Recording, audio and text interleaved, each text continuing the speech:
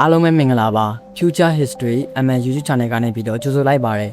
X-ray ပုံတစ်ပုံကိုကြည့်ပြီးတော့အစိုးရယောဂရှိမရှိ AI ကနေပြီးတော့စက္ကန့်ပိုင်းနဲ့သိနိုင်နေဆိုရင်ကြော်နိုင်ပါမလားဒီနေ့ဗီဒီယိုလေးမှာတော့ AI ကဒီ X-ray တွေ CT scan တွေ MRI နဲ့ ultrasound ပုံတွေကိုဘယ်လိုနားလည်ပြီးတော့ယောဂတွေကိုဘယ်လိုရှာဖွေသွားသလဲဆိုတာလေ့လာကြပါမယ် AI က X-ray တွေ CT scan တွေ MRI တွေ ultrasound လိုမျိုးပုံတွေကိုမှနားလည်လာနိုင်ပါတယ်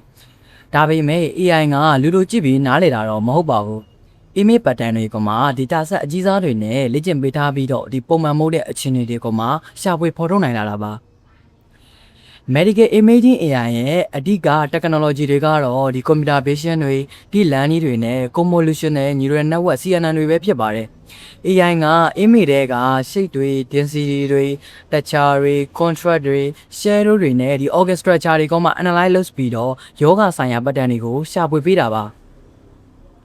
X-ray ဆိုတာက radiation ကိုအသုံးပြုပြီးတော့ခန္ဓာကိုယ်အတွင်းပိုင်းကိုကြည့်ရှုနိုင်တဲ့ imaging နည်းပညာတစ်ခုပဲဖြစ်ပါတယ်။အယိုးတွေက radiation ကိုပုံပုံတားဆီးနိုင်တဲ့အတွက်အဖြူအောင်ဖြစ်ပေါ်လာပြီးတော့အဆုပ်လိုမျိုး soft tissue တွေကတော့ပို့ပြီးတော့မှောင်နေတတ်ပါတယ်။ AI model တစ်ခုကိုမှထွေးလို့တဲ့အခါမှာ pneumonia တွေ tuberculosis တွေ lung cancer တွေ bone fracture တွေနဲ့ healthy scan ပုံတွေကမှဒီတန်ပေါင်းများစွာအသုံးပြုရပါတယ်။ AI ကပုံတွေကိုအလွတ်ကျက်တာမဟုတ်ဘဲနဲ့ statistical feature တွေကိုတင်ယူနေတာပဲဖြစ်ပါတယ်။ CNN model တွေကတော့ image တွေကိုအလွှာလိုက် analyze လုပ်နိုင်ပါသေးတယ်။အစာပိုင်းအလွှာတွေကတော့ A တွေ line တွေနဲ့ shade တွေကို detect လုပ်တယ်။အလယ်ပိုင်းအလွှာတွေကဒီ organ shape တွေကိုခွဲခြားသတ်မှတ်တယ်။ D layer တွေရောက်လာတဲ့အခါမှာတော့ disease pattern တွေကိုနားလည်လာပါတယ်။ဥပမာ AI ကနေပြီးတော့ဒီအဆုတ်တစ်ခုမှာ obesity pattern တွေ့ရဆိုရင် pneumonia ဖြစ်နိုင်ခြေရှိတယ်ဆိုတာကိုခန့်မှန်းပေးနိုင်ပါတယ်CT scan ဆိုတာကတော့ X-ray ပုံပေါင်းများစွာကိုမှပေါင်းစပ်ပြီးတော့ခန္ဓာကိုယ်ရဲ့ 3D cross sectional image ကိုဖန်တီးပေးတဲ့နည်းပညာတစ်ခုပါ body ကိုမှ slide တစ်ခုချင်းစီဖြတ်ကြည့်သလိုကြည့်ရှုနိုင်တယ် CT data တွေကအလွန်ကြီးမားတဲ့ 3D data တွေဖြစ်တဲ့အကြောင်းမို့လို့ AI ရဲ့အကူအညီကအရေးကြီးပါတယ် AI က organ segmentation တွေ tumor detection တွေ internal bleeding detection တွေနဲ့ stock analysis တွေကိုလုပ်ဆောင်နိုင်ပါတယ်ဥပမာအုံနောက်ထဲမှာသူ့ယူစီမှုဖြစ်တဲ့ brain hemorrhage လို့ခေါ်တဲ့ဒီအရာတွေကမှ detect လုပ်တဲ့အခါမှာ AI က abnormal density တွေ blood pooling နဲ့ tissue displacement တွေကမှ analyze လုပ်နိုင်ပါသေးတယ်ဒီအရေးပေါ်ဖြစ်ရတဲ့မှာလည်း radiologic တွေမကြည့်ရသေးခင်သတိပေးနိုင်ပါသေးတယ်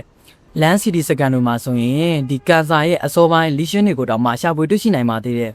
MRI မှာ star magnetic field နဲ့ radio ray တွေကိုသုံးပြီးတော့ဒီ soft tissue တွေကိုမှအလွန်အသေးစိတ်မြင်နိုင်တဲ့ imaging နည်းပညာတစ်ခုပါ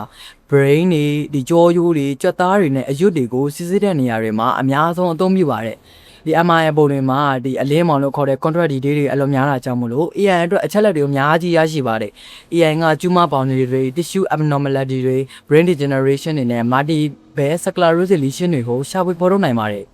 Alzheimer ယောဂါတွေ brain tumor တွေနဲ့ stroke တွေရဲ့လက္ခဏာတွေကိုလည်း analyze လုပ်နိုင်ပါသေးတယ်ဒီ MRI မှာ AI ရဲ့အရေးကြီးဆုံးလုပ်ဆောင်ချက်တစ်ခုက segmentation ပဲဖြစ်ပါတယ်ဆိုလိုတာကဘယ်နေရာမှာ tumor ဖြစ်ပြီးတော့ဘယ်နေရာမှာ healthy tissue ဖြစ်တယ်ဆိုတာကိုတိတိကျကျ boundary ခွဲပေးနိုင်တာကိုဆိုလိုတာပါဒီအချက်ဟာ surgery plan တွေမှာအရန်အရေးကြီးပါတယ်ultrasound ဆိုတာကတော့ high frequency sound wave တွေကိုအသုံးပြုပြီးတော့ real time imaging ပြုလုပ်တဲ့နည်းပညာတစ်ခုပါကိုယ်ဝန်ဆောင်စစ်ဆေးမှုတွေမှာလူတီများသုံးပဲဖြစ်ပါတယ်။ဒါပေမဲ့ ultrasound image တွေကဗလာတွေဖြစ်တတ်တယ်လို့ noise တွေလည်းများတတ်ပါတယ်။ဒါကြောင့်မလို့ human expert ရဲ့ experience ကအရန်အရေးကြီးပါတယ်။ AI ကတော့ fetal measurement တွေ heart motion tracking တွေ organ abnormality detection တွေနဲ့ blood flow analysis တွေကိုကူညီလုပ်ဆောင်နိုင်ပါတယ်။ဥပမာသတိသားရဲ့ heart circumference တွေ growth rate တွေနဲ့ heartbeat တွေကိုအလိုလျောက်တွက်ချက်ပေးနိုင်ပါသေးတယ်။ AI ကဆရာဝန်ကိုအစားထိုးဖို့ခန်းတီးထားတာတော့မဟုတ်ပါဘူးအများစုကို AI assisted diagnosis အဖြစ်အသုံးပြုနေကြတာပဲဖြစ်ပါတယ် AI ကယောဂဖြစ်နိုင်ခြေကိုထောက်ပြပေးတဲ့သတိမထားမိတဲ့အချက်တွေကိုတွေ့ရှိပေးနိုင်တယ်ဒါပေမဲ့နောက်ဆုံးဒီယောဂရှာဖွေမှုတွေနဲ့ treatment decision တွေကိုတော့လူသားဒေါက်တာတွေကပဲဆုံးဖြတ်ရမှာဖြစ်ပါတယ်